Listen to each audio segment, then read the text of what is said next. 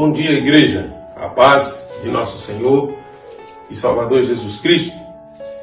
Vamos prosseguir na nossa escola bíblica dominical online, terminando essa revista. Hoje é a penúltima lição dessa revista, Reflexões 5.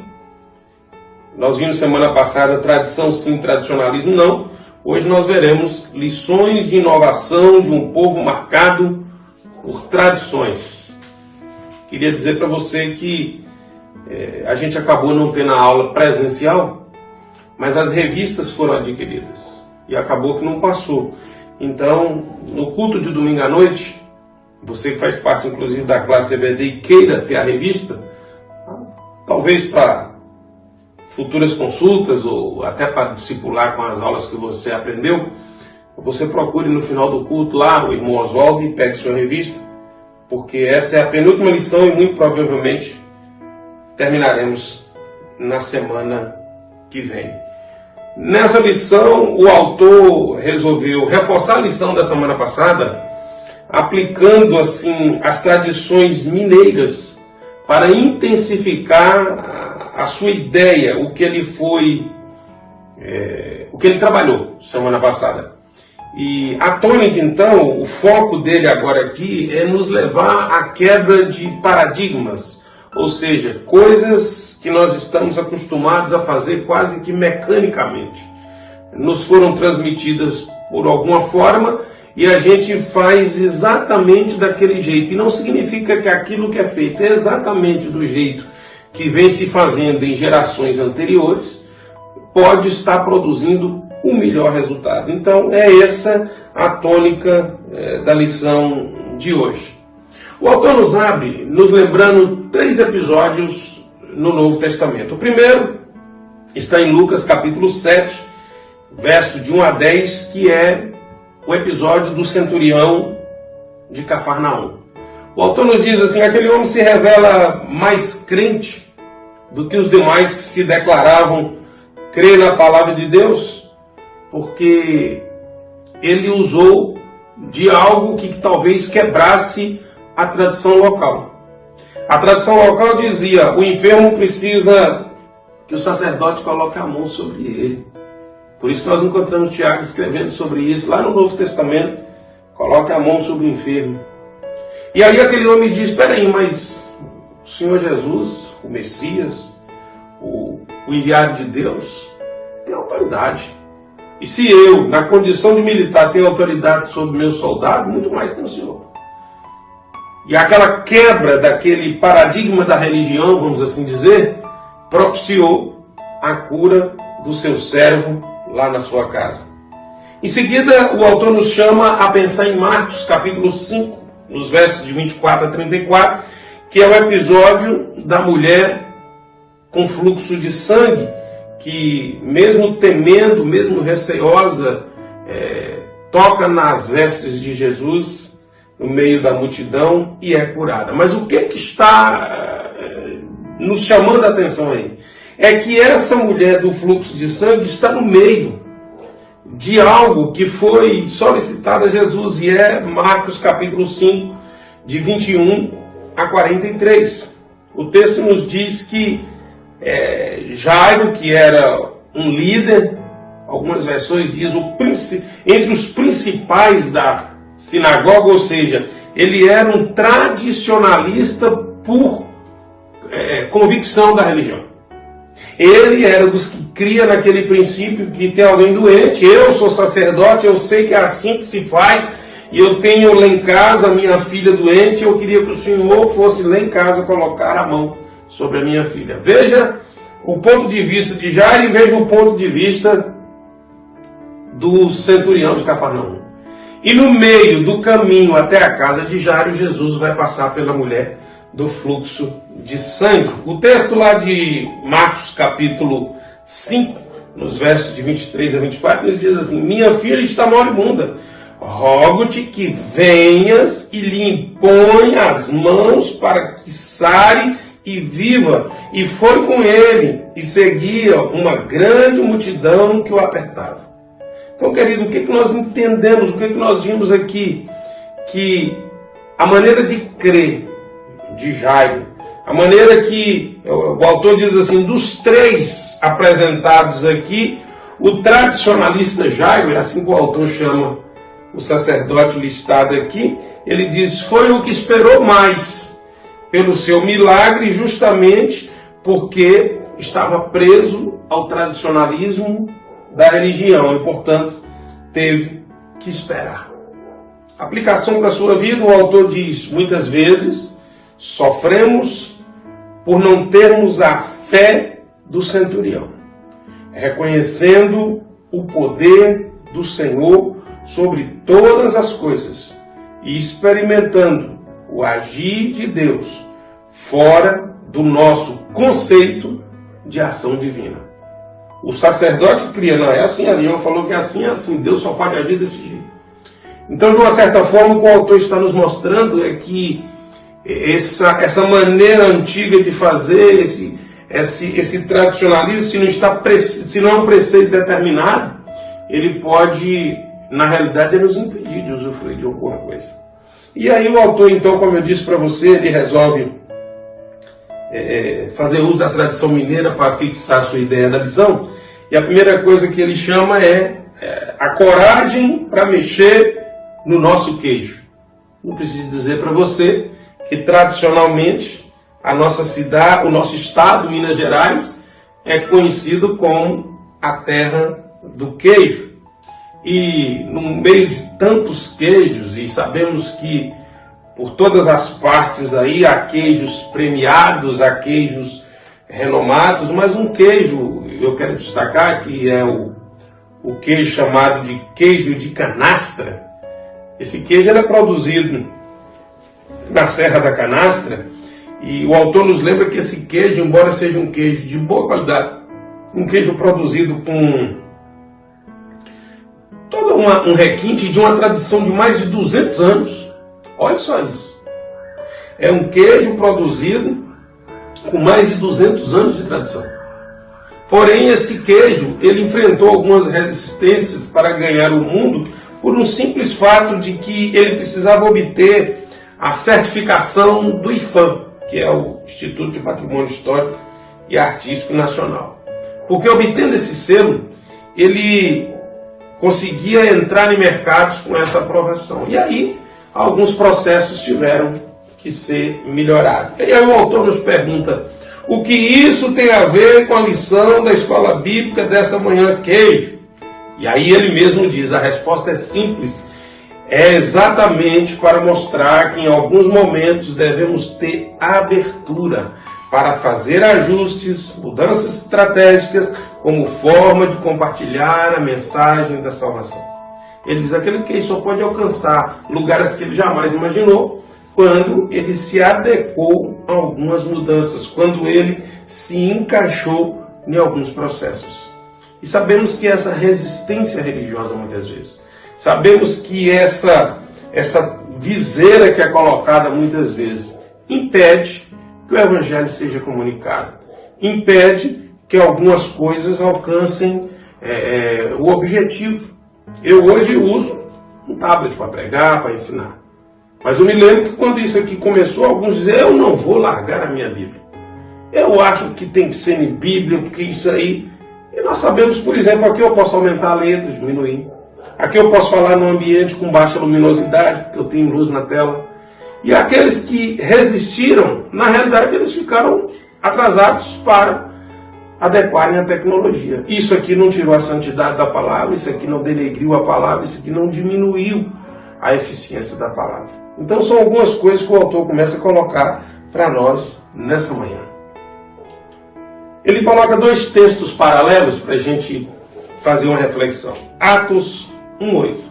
Mas vocês receberão poder ao descer sobre vocês o Espírito Santo, e serão minhas testemunhas tanto em Jerusalém, como em toda a Judéia e Samaria, e até os confins da terra. Em seguida ele lê Atos 8:1.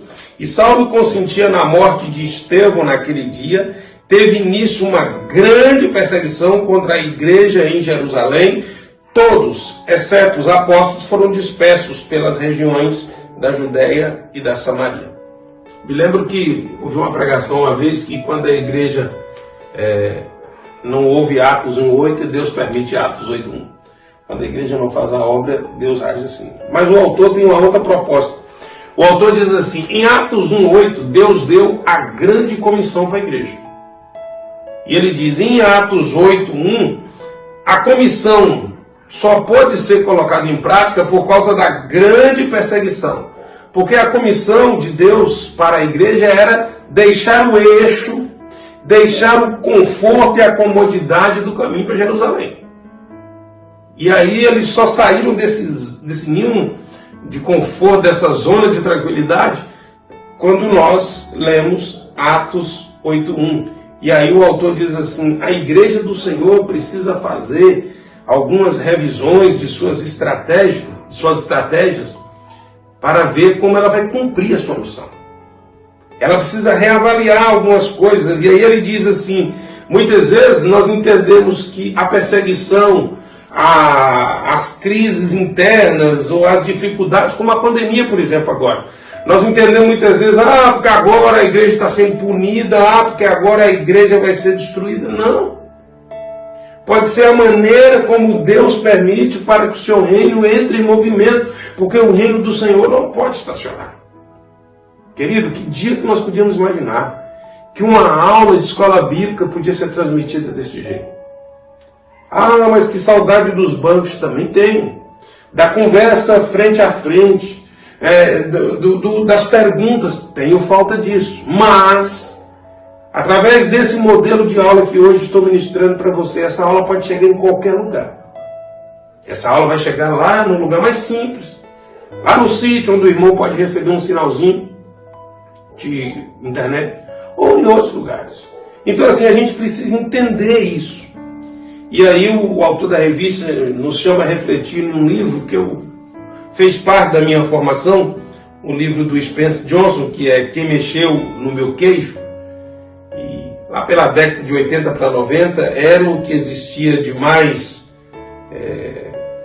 como é que se diz, mais atualizado em termos de motivação e gestão, porque eu coloquei até um esqueminha aí que um palestrante programou, esses dois duendes, esses dois ratinhos e o labirinto. E em suma, não dá para falar do livro aqui, em suma, o queijo representa aquilo que você quer. O labirinto representa as dificuldades que você enfrenta para conseguir o que quer. E aí o autor nos chama para a seguinte reflexão. Algumas vezes somos empurrados para a mudança, sem que percebamos e que as pessoas lidam com tais situações de forma diferentes. Uns lidam bem e saem em busca de novas possibilidades. Outros resistem, ficam procurando o velho queijo quando este já não existe mais. Volto a dizer, são aqueles que resistiram talvez abandonando a Bíblia de papel, a usar um data show. Não, isso é muita modernidade, a igreja está virando uma boate. Lembro disso? Lembro dessas conversas. Então, querido, assim, nós precisamos entender que nós não podemos modificar a palavra. Mas se nós não trazemos nenhuma sombra de dúvida e modificação ao preceito de culto, algumas coisas são muito bem aceitas.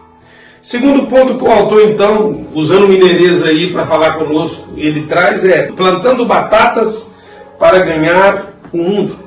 E aí ele lembra uma coisa interessante que, embora algumas pessoas hoje tomem como ofensivo e xingamento, vai plantar batata, a expressão na realidade vai plantar batata, ela era uma opção lucrativa e uma reflexão de paciência.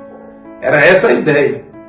Alguém estava ali sem fazer muita coisa, alguém dizia, vai plantar batata, vai ganhar dinheiro. Por quê?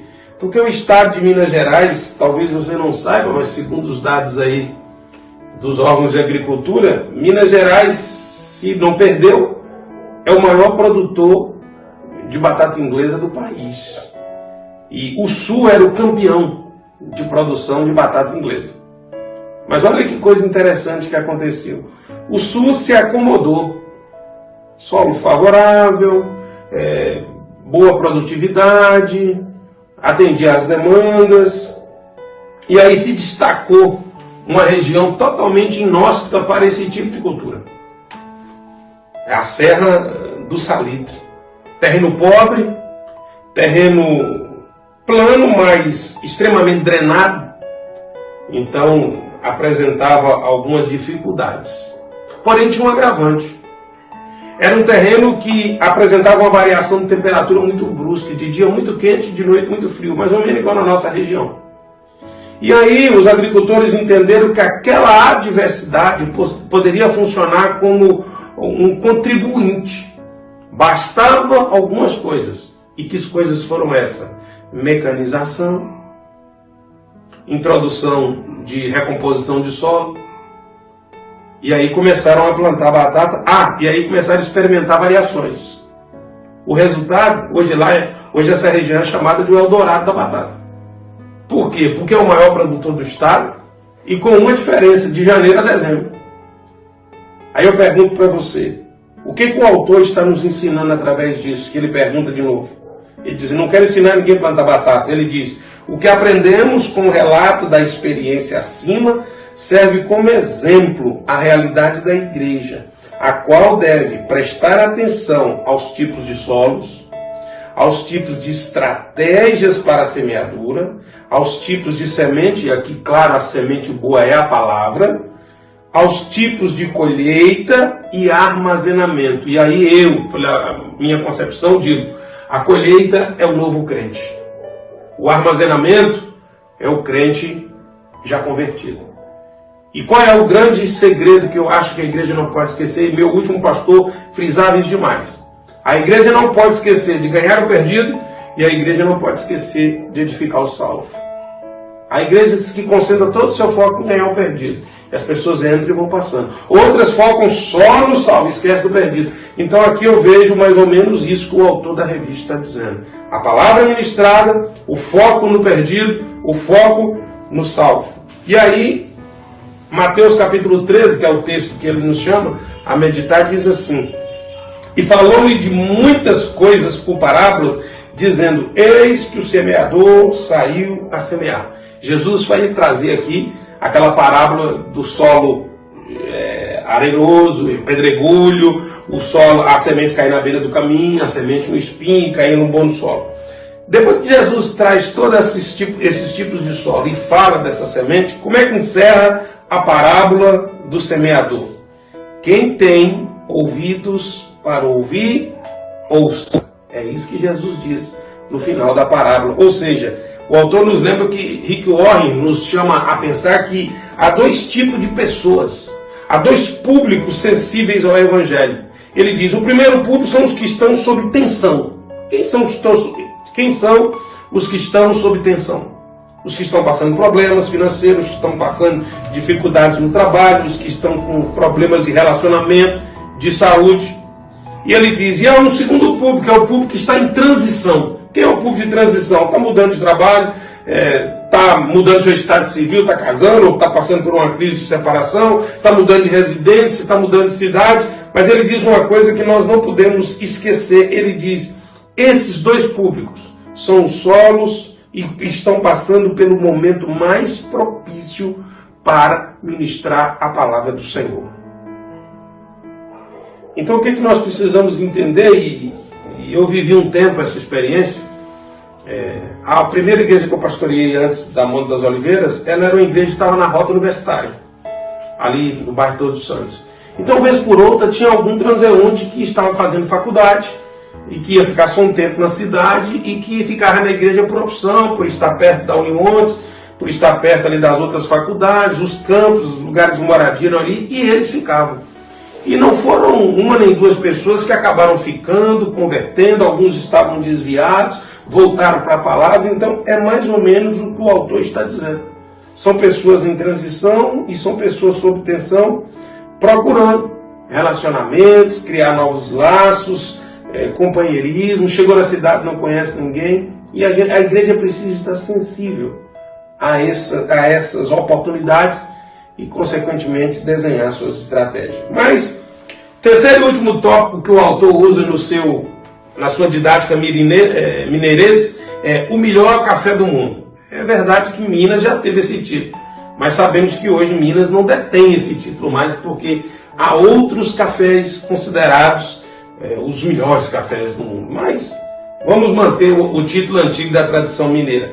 E o autor então nos diz algumas coisas que às vezes nós nos acomodamos. Minas, se já não respondeu, se já não responde mais, mas já respondeu por 50% da produção de café do Brasil. E embora com muitas tradições, Minas demorou a investir em algumas coisas. E sabemos que os cafés hoje eles são totalmente cultura mecanizada, né? Há um trator hoje, há um maquinário hoje, vamos assim dizer, que a plantação foi feita com distanciamento correto para que o maquinário possa passar no meio dos cafezais. Então aquela cena das mulheres balançando os cafezais, com aquelas peneironas, com aqueles vestidões, são cenas cada vez menos. Se não for um café familiar, não temos mais isso. Hoje eles dizem que as colheitadeiras possuem lâminas que muito mais fazem o papel de pentear os galhos e os ramos do café, tirando os grãos, do que necessariamente arrancar. Foi constatado, como na região do Espírito Santo, por exemplo, que os solos desnivelados favorecem inclusive a plantação do café, basta que para isso controle a velocidade da água e para que ela não carregue a adubação e essas coisas, e assim absorve água com muito mais eficiência que os solos planos, e vai por aí as mudanças e as modificações que foram fazendo ao longo da história, que fez com que outros estados se tornassem grandes produtores de café. Então o autor mais uma vez diz: não quero dar um curso sobre café e nem mudar nada, mas devemos olhar para o café no nosso estado e aplicar e trazer uma mudança de mentalidade para as nossas vidas, mediante o que foi feito no cultivo, mediante o que foi feito na colheita, e que passou a fazer diferença na cultura do café e que igualmente vai fazer diferença na cultura da igreja. E o autor resume a lição da seguinte forma: o desafio da igreja é grandioso, e caso ela queira realizar a obra de Deus nessa geração e deixar um legado para a próxima, precisa manter a tradição de fé, mas ter a coragem de fazer as mudanças necessárias para que a obra do Senhor possa prosperar nesse tempo. E eu concordo com o autor. E quero acrescentar algo na lição nessa manhã ainda, para reforçar o pensamento do autor. E eu quero chamar você a meditar comigo agora, lá no livro de Números, para que você possa ver, no livro de Êxodo, para que você possa ver uma situação. Nos diz assim a palavra do Senhor no livro de Êxodo: o povo viu que Moisés demorava para descer do monte, então reuniu-se em volta de Arão e lhe disse: levante-se, faça para nós deuses que vão adiante de nós, pois quanto a este Moisés, o homem que nos tirou do Egito, não sabemos o que lhe aconteceu. Arão respondeu: tirem as argolas de ouro das orelhas de suas mulheres, de seus filhos e de suas filhas e tragam para mim. Então o povo tirou das orelhas as argolas e trouxe Arão.